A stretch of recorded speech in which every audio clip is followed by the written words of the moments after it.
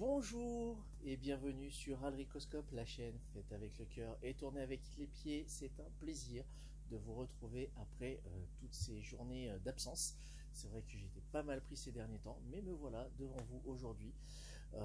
Je vous remercie pour les retours formulés lors des dernières vidéos que j'ai pu poster. C'est plutôt cool. Comics Driver reviendra prochainement à l'occasion d'autres petits sujets. Je rappelle qu'Alricoscope est l'une des rares chaînes qui assume et affirme faire ses vidéos en une seule prise, en one shot. Voilà. Pour aujourd'hui, j'ai décidé de m'attaquer à un très gros morceau pour moi, même si pour vous ça va peut-être pas vous évoquer grand chose. C'est une grosse Madeleine de Proust à mon égard, puisqu'il s'agit de la première vraie histoire de comics que j'ai lue et qui m'a donné envie de plonger dans la culture du comic book. Il faut savoir que chez moi ça s'est fait en deux temps. La première fois c'était un vieux numéro de Strange que l'un de mes oncles m'avait prêté à l'époque, et je me souviens très bien de quel numéro c'était. C'était un numéro où l'araignée, qui n'était pas encore Spider-Man mais l'araignée, euh, devait combattre un super vilain, mais qui avait un petit peu la honte, puisqu'il devait utiliser un vieux costume qui était délavé. Donc c'était un rose pâle à la place du rouge et un bleu clair. Et son signe, son Spider Sense, pardon, son sens arachnéen, donc les petits traits autour de la tête, moi je les associais à l'époque, naïf que j'étais, à des maux de tête. Je me suis dit, tiens, c'est curieux quand même, il se balade, il a des maux de tête, il faut qu'il ait une aspirine, tout ça. Enfin voilà, je trouvais ça marrant, en y repensant avec le temps. Mais le second premier passage dans la culture comics, c'était à l'occasion d'un Strange quand j'étais en sixième. J'étais alors malade et alité, et ma mère, pour me faire passer le temps, était allée chez le buraliste qu'elle avait l'habitude d'aller, et m'avait ramené un Strange, et c'était le Strange numéro 275. Moi, au premier abord, la première fois que j'ai vu ça, je me suis dit, je vais rien comprendre, il me faut les 274 précédents si je veux vraiment tout comprendre, mais je vais me lancer quand même. Et ça a été la porte ouverte à ce que vous avez devant vous aujourd'hui.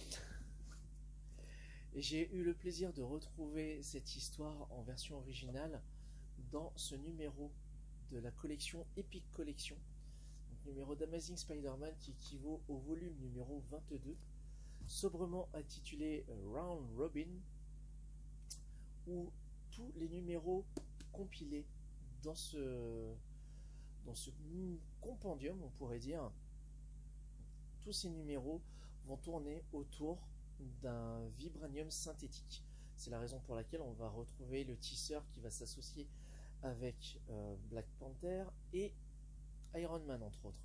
Vous voyez qu'il y a le vilain comme le Cade ici et le Ghost ici présent. Mais c'est surtout l'histoire scénarisée par David Michelini et Mark Bagley dont je vais vous parler aujourd'hui. Donc le Strange numéro 275, si ça ne vous parle pas, je vais quand même vous montrer la couverture du Amazing Spider-Man 351 dont il s'est inspiré. C'est cette couverture là, vous voyez qu'à l'époque c'était les 50 ans de Captain America. Et voilà, la première page qu'on ouvrait, c'était celle-là. Le dessin de Mark Bagley, moi ça a tout de suite matché. Donc je suis tombé sur cette histoire, et là on a affaire vraiment, on est très loin, je pense que maintenant on est très loin du comics de super-héros qu'on peut rencontrer actuellement.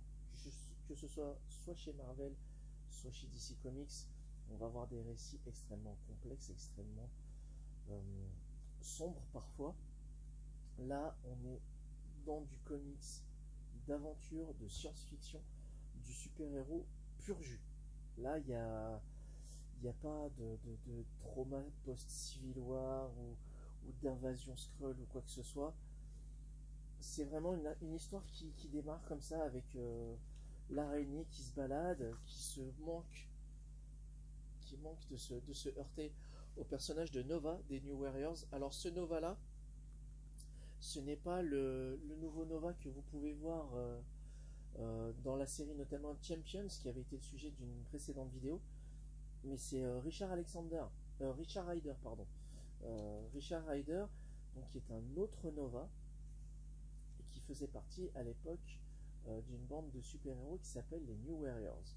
Donc, on avait, alors chez nous c'était traduit par Night Fighter, mais le vrai nom c'est Night Thrasher, Namorita, Firestar, Speedball que j'appréciais énormément, et c'était une série qui était également dessinée par Mark Bagley. Donc cette histoire s'ouvre donc sur ce fameux tisseur qui manque de heurter Nova et qui se rend compte que Nova va être mise à mal par des civils armés en plein vol. Ils étaient en train de dérober du matériel high-tech et ils vont décider de s'associer pour découvrir le fin mot de l'histoire. Et le fin mot de l'histoire, c'est cette monstrueuse machine qui est la Trisentinelle. Alors, la Trisentinelle, moi à l'époque, forcément, je ne connaissais strictement rien de la culture comics Marvel, si ce n'est le très léger aura de Spider-Man, du Bouffon Vert. Les X-Men, je connaissais à peu près les personnages, mais la Sentinelle, je ne savais pas ce que c'était. Le personnage de Loki qui est évoqué dans le récit, je ne savais pas qui c'était. Et du coup, à l'époque, ça ne m'a pas empêché d'apprécier la lecture. Et c'est là là où je voudrais en venir, c'est que le comics de super-héros est initialement ciblé pour un jeune lecteur, une jeune lectrice. Et pour moi, ça a tout de suite fonctionné. Bon, bien évidemment, il y a, je le montre ici, beaucoup de phylactères, donc les fameuses bulles, les phylactères de pensée, procédé scénaristique qui n'est plus trop utilisé actuellement, pour renforcer sans doute le côté immersif de la lecture, mais pour l'époque, je dis pour l'époque alors que ça date de 92, 1992, le siècle dernier, le millénaire précédent, en 1992, c'était nécessaire parce que ça justifiait en fait cette utilisation pour permettre au lecteur de comprendre les tenants, les aboutissants de l'intrigue, etc. Donc on a affaire à ce tisseur qui va faire face à une Trisentinelle qu'il avait déjà affronté par le passé. Petit mémo ici évoqué, donc voir dans Amazing Spider-Man numéro 329, où en fait on apprenait dans ce numéro-là que le Spider-Man avait déjà effectivement affronté cette machine-là lâchée sur Terre par Loki, donc invention du dieu du mensonge asgardien. Et là du coup il se retrouve un peu emmerdé parce que la première fois il a pu s'en débarrasser grâce au pouvoir cosmique du Captain Universe, et là du coup il se retrouve avec ses seuls pouvoirs arachnéens. Je ne peux pas résister à l'envie de vous montrer les planches de Mark Bagley. J'adore tellement son style, c'est incroyable. Le dynamisme des scènes, le découpage des planches, le storytelling est complètement dingo. Alors quand on sait plus tard que c'est lui qui va rempiler pour la ligne Ultimate Spider-Man, pour moi c'était caviar. Donc grosse bastonnade avec la Trisentinelle et Nova, parce qu'en fait il découvre que c'est une mystérieuse organisation qui s'appelle, alors si je ne dis pas de bêtises,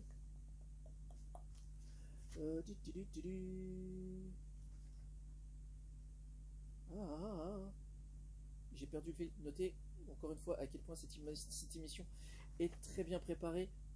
Je crois pas que ce soit le Secret Empire, mais c'est une société qui avait en fait fabriqué et synthétisé du vibranium, expliqué dans les numéros précédents. Alors là je montre Le personnage de Venom, je ne sais pas pourquoi il est là-dedans. Je vous avoue que j'ai très rapidement survolé ces premiers numéros parce que l'épisode de Mark Bagley était vraiment celui qui m'intéressait le plus. Et pour le coup, voilà. J'essaie de retrouver vraiment hein, le nom, mais je crois pas que ce soit Justin Hammer, mais c'est un équivalent d'une boîte comme Justin Hammer. Ah voilà, c'est la Roxxon. C'est la Roxxon. Voilà, la Roxxon avait essayé de synthétiser du vibranium pour le vent, pour être plus compétitif vis-à-vis du vibranium du Wakanda, donc le fameux métal extrêmement rare et extrêmement résistant, qui est notamment à l'origine du bouclier de Captain America et l'un des composants qui a façonné Vision. C'est d'ailleurs la raison pour laquelle on retrouve Ultron. Donc Spider-Man qui se frite à Ultron, c'est quand même quelque chose. Mais on va refaire un bond en avant pour réexpliquer l'histoire de la Tri-Sentinelle, qui se terminait dans un numéro sur un cliffhanger des familles. Et moi à l'époque j'avais qu'une envie, du coup c'était d'attendre le mois prochain pour me plonger dans la suite des aventures du tisseur. Rendez-vous qui a été totalement confirmé, puisque l'épisode suivant redémarre. Là on avait laissé nos héros en difficulté, qui vont réussir tant bien que mal à se défaire de cette fameuse Tri-Sentinelle, notamment par le moyen de ce fameux vibranium synthétique de la Roxxon. Pour le pourquoi du comment, je vous laisserai vous plonger dans la lecture du titre si toutefois vous êtes intéressé.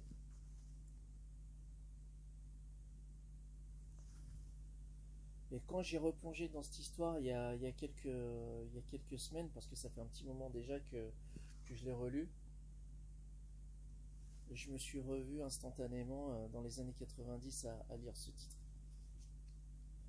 L'épisode de la Tri-Sentinelle s'achève, ne comporte que 2 numéros américains, donc en 40 pages c'est plié, et tout de suite derrière, on va avoir une mini-série, le fameux Round Robin, donc le titre du TP, une histoire en 6 parties qui va mettre en scène donc Spider-Man, le Punisher, Darkhawk qui est un personnage que j'apprécie énormément et qui à mon sens est très sous-exploité ou très mal utilisé, et je trouve ça dommage, car il a rarement été aussi bon que dans ces pages-là.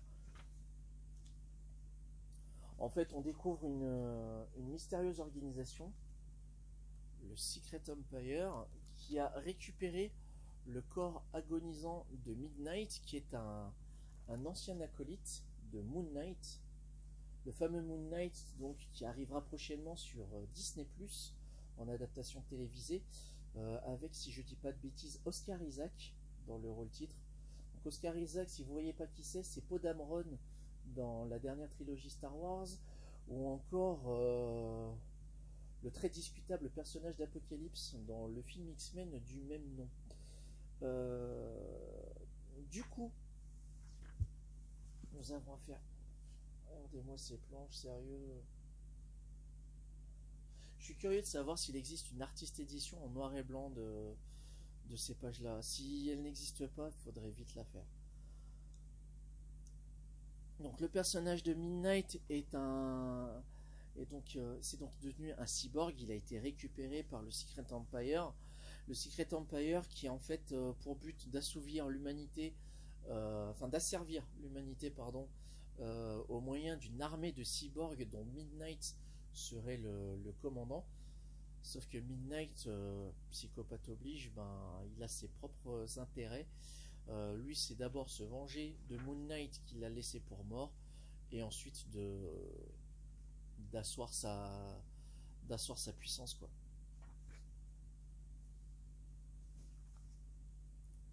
Petite discussion avec Punisher qui se solde par un mangeage en règle d'un mur. Et du coup, le tisseur dans cette histoire, même si c'est le protagoniste principal de la série, va laisser de la place aux personnages secondaires, donc à Darkhawk, à Moon Knight, au Punisher, pour leur laisser le temps de développer en fait les petites sous-intrigues qu'il peut y avoir en dessous. Alors c'est très léger, je rappelle encore une fois que nous sommes dans les années 90, donc les scénarios ne sont pas aussi capillotractés ou complexes comme peuvent l'être les comics de maintenant.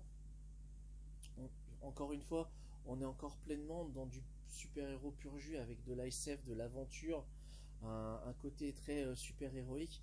Et si je dis pas de bêtises, non, c'est Al Milgrom. Voilà. C'était David Michelini sur la Tri-Sentinelle et c'est Al Milgrom au scénario qui va prendre le relais derrière et qui va proposer cette mini-série. Et moi, en fait, ça m'a donné une envie, c'était de découvrir les personnages donc de Nova et de Night Thrasher, donc de Night Fighter à l'époque, donc des pages de New Warriors, et Coup de bol, c'était aussi Mark Bagley qui était au dessin. J'avais aussi envie d'en savoir plus sur le Punisher, donc du coup je me suis réaiguillé indirectement sur des vieux Strange où il apparaissait dans des titres comme Daredevil ou encore Spider-Man, avant qu'il n'ait sa propre série.